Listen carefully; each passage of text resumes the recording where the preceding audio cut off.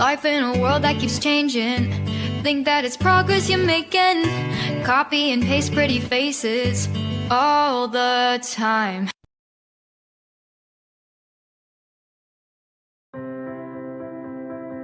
Assalamualaikum warahmatullahi wabarakatuh. Hello guys, apa kabar kalian hari ini? Pastinya baik dong. Oke, di video kali ini saya dan rekan-rekan saya menjelaskan tentang pendidikan dan kebudayaan di Indonesia. Oke, gak perlu banyak basa-basi lagi, kita masuk langsung ke pembahasannya.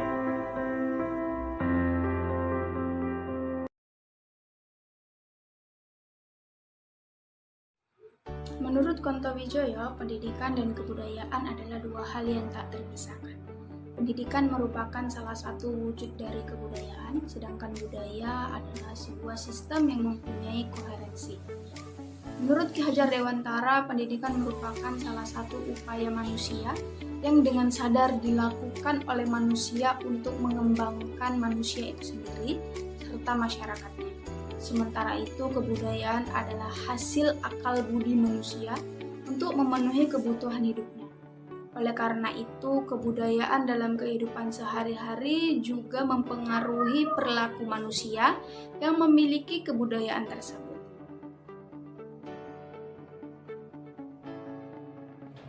Assalamualaikum warahmatullahi wabarakatuh. Perkenalkan, nama saya Dewi Ayundasari. Di sini saya akan membahas mengenai keterkaitan antara pendidikan dan kebudayaan.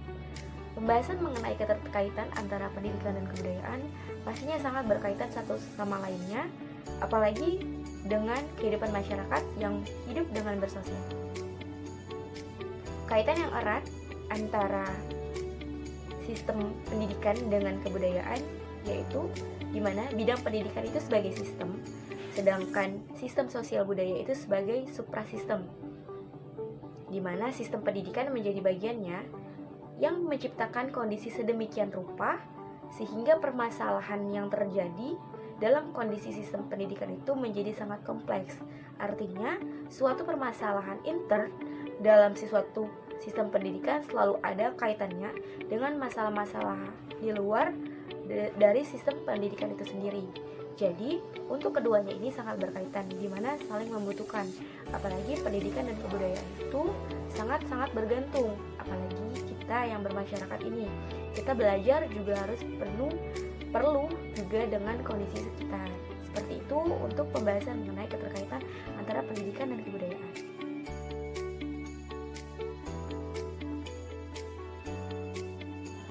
Di sini saya akan mengasih salah satu contoh akibat dari adanya pendidikan dan kebudayaan. Misalnya, dari masalah kualitas hasil belajar di suatu sekolah, pastinya tidak dapat dipisahkan dari keadaan sosial, budaya, dan ekonomi masyarakat sekitar. Kita harus tahu di mana alamat tempat tinggal anak tersebut, orang tuanya siapa, dan faktor luar lainnya dari sistem sekolah dengan kualitas hasil pembelajaran ini. Nah, untuk permasalahan aktual pendidikan dan kebudayaan saat ini yang dapat dilihat di sekitar kita berupa kesenjangan antara apa yang diharapkan dengan hasil apa yang dicapai. Oleh proses pendidikan saat ini, kita harus segera mengatasinya. Nah, untuk masalah pendidikan yang sebenarnya yaitu antara lain ada masalah integritas dalam pencapai tujuan, kurikulum, peran guru, pendidikan yang harus 12 tahun, dan penggunaan teknologi pendidikan. Nah, salah satu faktor permasalahan yang kerap dihadapi dan banyak sekali kita ketemui yaitu masalah kurikulum pendidikan, di mana begitu banyak yang menjadi masalah mengenai pembelajaran yang ada di Indonesia. Masalah-masalah ini berkontribusi pada dampaknya pada pembelajaran dan pendidikan di Indonesia. Dari adanya dampak kurikulum pendidikan, yaitu ada permasalahan yang terjadi. Nah, untuk akar masalahnya sendiri adalah bagaimana sistem pendidikan dapat melakukannya, yang dimana membekali siswa untuk memasuki dunia kerja. Tapi untuk kita ataupun siapapun, untuk murid atau anak-anak yang tidak mau melanjutkan sekolah, pastinya sebabnya apa? Tidak mendapat pekerjaan karena pendidikannya tidak mencapai 12 tahun dan memberikan landasan yang kokoh bagi perguruan tinggi. Tapi bagi siswa yang ingin melanjutkan pendidikan, nah itulah bekalnya, yaitu bisa memasuki pendidikan yang lebih tinggi lagi. Dibandingkan dengan kurikulum pendidikan di negara maju, kita lihat kurikulum mereka itu sangat-sangat kompleks, sedangkan yang diterapkan di Indonesia itu terlalu kompleks. Hal ini akan berdampak tidak baik bagi guru maupun siswa. Siswa akan kewalahan dengan segudang materi yang harus dikuasainya. Oleh karena itu, siswa harus berusaha untuk memahami dan mengikuti materi yang dipelajari. Mungkin itu contoh salah satu dari adanya pendidikan dan kebudayaan, yaitu kurikulum pendidikan. Dalam dunia pendidikan yang merupakan salah satu sistem sosial, pada akhirnya juga mengalami dampak arus globalisasi. Konsekuensi yang harus dibayar oleh lembaga pendidikan adalah perubahan logika pendidikan.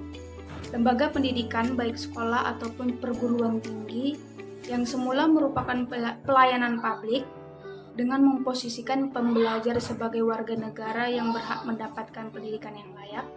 Namun ketika status badan hukum milik negara menjadi target, perguruan tinggi negeri sebagai privatisasi pendidikan, tidak lebih sebagai produsen, sedangkan pembelajar sebagai konsumennya.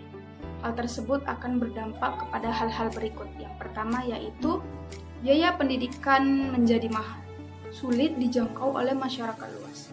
Mahalnya biaya pendidikan telah menyebabkan pendidikan yang semula adalah proses humanisasi telah berubah menjadi dehumanisasi atau tidak secara langsung telah mengupayakan pemunduran hakikat kemanusiaan yang mampu mengaktualisasi dirinya dan mampu menghadapi kontradiksi-kontradiksi dalam kehidupan. Yang kedua yaitu memperlebar gap dalam kualitas pendidikan. Privatisasi dapat meningkatkan kompetisi, namun di sisi lain kompetisi adalah menciptakan polarisasi lembaga pendidikan. Lembaga yang menang dalam persaingan dan pemburuan akan menjadi sekolah yang unggulan. Sebaliknya, lembaga yang kalah akan semakin terpuruk dan tersingkirkan. Lalu yang ketiga, melahirkan diskriminasi sosial.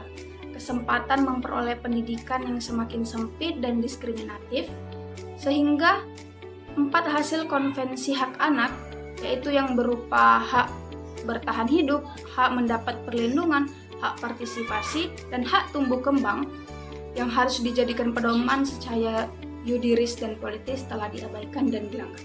Dan yang terakhir yaitu menimbulkan stigma ke arah pelabelan sosial. Sekolah yang bagus dan ternama diidentifikasi dengan sekolah orang kaya, sebaliknya sekolah sederhana adalah sekolahnya kaum miskin. Assalamualaikum warahmatullahi wabarakatuh. Perkenalkan, nama saya Sri Indah Islaini.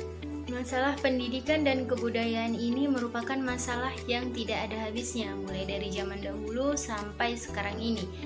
Misalnya, masih banyaknya guru-guru yang kurang mampu dalam bidangnya, kurangnya sarana-prasarana yang memadai bagi sekolah, dan terjadinya ketimpangan di dalam masyarakat, kemudian terjadinya arus globalisasi. Nah, itulah contoh-contoh permasalahan tentang pendidikan dan kebudayaan yang terjadi di Indonesia. Dari zaman dahulu sampai sekarang ini, permasalahan pendidikan ini terletak di sistem serta masih adanya ketimpangan pendidikan di dalam masyarakat. Nah, sistem di sini ini berhubungan dengan kualitas negara, sekolah, guru, orang tua, bahkan murid itu sendiri. Nah, saat ini Indonesia itu masih kurang guru yang berkualitas yang dapat membimbing anak didiknya terkait ilmu pengetahuan dan teknologi serta moral yang baik. Sedangkan dalam unsur kebudayaan, permasalahan ini muncul dikarenakan kebudayaan yang baik di Indonesia mulai memudar dan tergantikan dengan budaya yang berasal dari luar. Banyaknya masyarakat Indonesia yang lebih memilih budaya luar yang bersifat negatif, seperti geng motor, perjudian berkedok investasi, budaya pay later, dan lain sebagainya. Sedangkan kebudayaan Indonesia ini sendiri saat ini sudah mulai terlupakan dan hanya sebatas kenangan. Bagaimana permainan-permainan tradisional mulai digantikan dengan permainan yang berbasis online yang kebanyakan malah dapat mengganggu kondisi pertumbuhan anak. Saat ini di masa COVID, pemerintah berusaha untuk memperkenalkan kembali kebudayaan Indonesia baik kepada masyarakat Indonesia maupun masyarakat luar. Namun, pengenalan tersebut sebagian hanya sebatas ajakan tanpa adanya edukasi. Sehingga di beberapa tempat sering terjadi kasus pencemaran budaya yang dilakukan wisatawan. Menurut saya, di zaman digital ini, permasalahan yang ada baik di dalam pendidikan maupun kebudayaan adalah maraknya berita hoaks yang mudah menyebar dan menjadi isu di masyarakat. Dengan berbagai kemudahan mendapatkan informasi, sebagian masyarakat ini belum mampu memilah berita mana yang benar dan mana yang tidak benar, sehingga mereka ini menerima secara mentah-mentah berita yang belum jelas kebenarannya, sehingga dari berita hoaks tersebut terjadilah pepecahan di dalam kehidupan masyarakat. Nah, oleh karena itu, sebagai masyarakat yang berpendidikan, kita perlu melakukan pengecekan kebenaran dalam menerima sebuah berita. Sekaligus kita mengedukasi sebagai masyarakat untuk berhati-hati dalam menyebarkan berita sebelum kita mengetahui berita itu benar atau berita itu tidak benar. Jadi kita harus pandai-pandai dalam memilah sebuah berita. Assalamualaikum warahmatullahi wabarakatuh. Perkenalkan, nama saya Muhammad Aziz Batubara. Itu program studi Sejarah Peradaban Islam. Di sini saya akan bercerita tentang pendidikan dan kebudayaan yang ada di Indonesia ini. Jika kita ambil topiknya itu tentang pendidikan dan kebudayaan itu, kita ambillah salah satu contoh tokoh yang banyak perannya di bidang pendidikan itu seperti Ki Hajar Dewantara, Kiai Haji Ahmad Dahlan dan kawan-kawannya. Dia itu ikut memberikan solusi untuk pendidikan nasional. Kedua tokoh pendidikan itu mengubah kurikulum dengan tindakan nyata yang manfaatnya masih bisa dinikmati saat sekarang ini, seperti pembentukan watak dan mengeksplorasi alam bagaimana mestinya. Sepahaman penulis sudah tepat apa yang dirumuskan oleh Kemendikbud dengan program pendidikan karakter khusus untuk SD, SMP hingga SMA dan yang sederajatnya.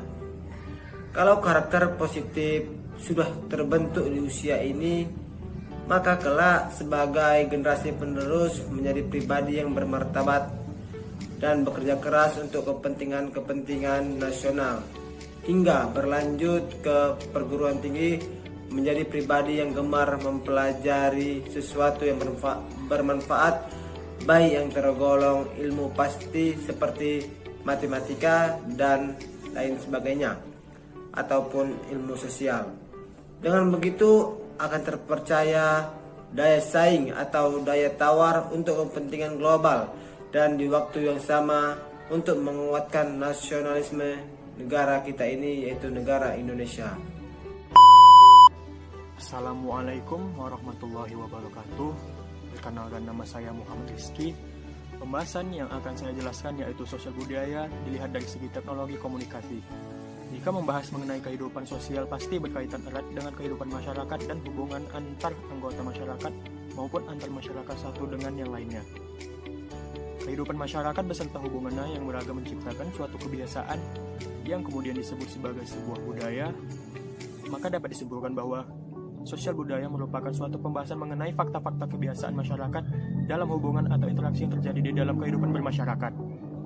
Perubahan sosial atau perkembangan sosial budaya di Indonesia dapat dilihat telah mengikuti perubahan zaman yang sedang berkembang secara global, di mana banyak kebudayaan-kebudayaan asing yang mulai dianut oleh masyarakat Indonesia, pola pemikiran yang lebih condong ke barat, hingga mungkin meninggalkan tradisi atau kebiasaan yang sebenarnya telah lama ada di masyarakat Indonesia itu sendiri.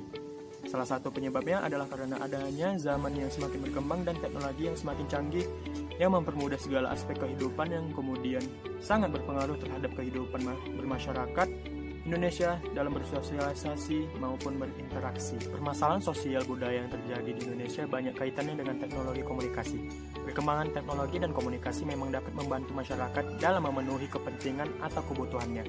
Namun, apabila dalam penggunaan tidak sesuai atau terjadi salah penggunaan, maka dapat pula mengancam kehidupan masyarakat.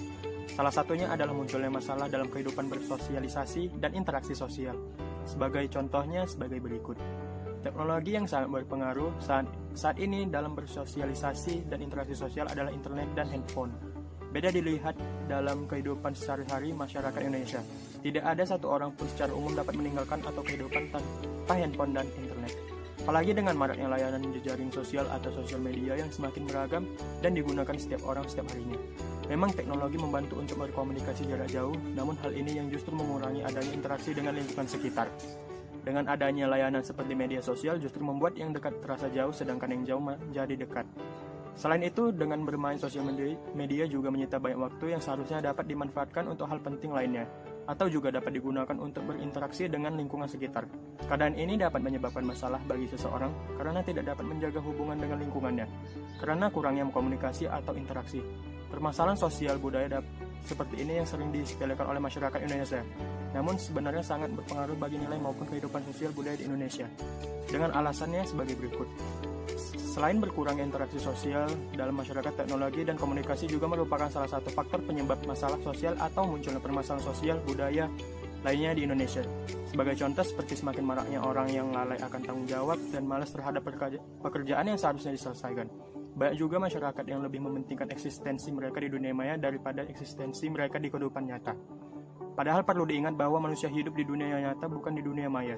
Jejaring sosial yang merupakan suatu alat komunikasi tidak langsung juga dapat menyebabkan kesalahpahaman antar individu di dalamnya. Hal ini disebabkan karena maksud dan tujuan yang dimaksudkan kadang berbeda dengan apa yang ditangkap hingga dapat menimbulkan konflik yang kemudian juga dapat dijadikan sebagai suatu modus kejahatan. Itulah beberapa permasalahan sosial budaya yang banyak terjadi di masyarakat Indonesia. Satu permasalahan sangat berpotensi untuk menimbulkan masalah-masalah yang lainnya. Perubahan kebiasaan yang tidak sesuai dengan nilai dan norma dalam masyarakat juga berpotensi menimbulkan suatu masalah sosial atau konflik sosial. Oleh sebab itu, sebagai masyarakat Indonesia, alangkah lebih baik jika kita dapat memiliki mana yang baik dan tidak baik bagi diri kita sendiri dan juga bagi lingkungan masyarakat kita. Eksis di dunia maya memang boleh, tetapi perlu diingat bahwa kita merupakan seorang makhluk sosial di mana hubungan dan interaksi sosial jauh lebih penting karena pada dasarnya kita akan membutuhkan lingkungan masyarakat kita. Mungkin itu saja yang bisa saya dan rekan-rekan saya sampaikan. Bila ada perkataan atau perbuatan yang salah, mohon dimaafkan. Akhirul kalam, Assalamualaikum warahmatullahi wabarakatuh.